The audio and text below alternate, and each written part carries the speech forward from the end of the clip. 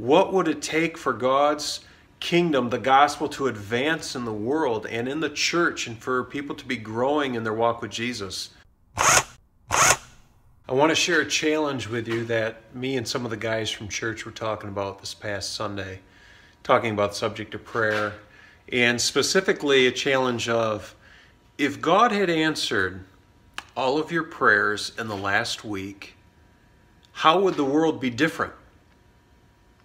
Would the world be different for a greater cause of the kingdom of Jesus being advanced?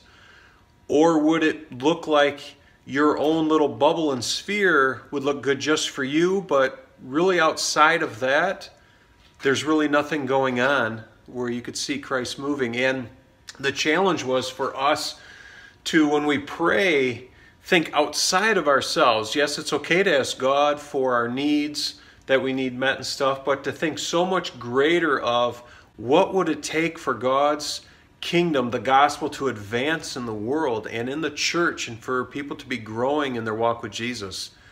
You know, Paul gives a good example a lot of times in the prayers he does. I'm going to read for you out of Ephesians chapter 1, verses 18 and 19. And it gives just a snippet of how Paul prayed for fellow Christians and his outlook. And a lot of times Paul's circumstances were not personally good where he was at. But listen to this in Ephesians 1, verse 18.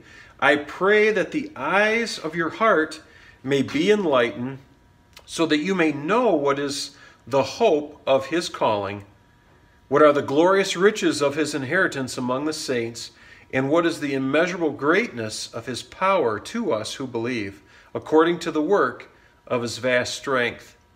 You know, and Paul was focused on fellow Christians and new Christians growing in their understanding of God's goodness to him, the inheritance and benefits he's offered to us, and growing in the strength to live the Christian faith under the persecution they were under.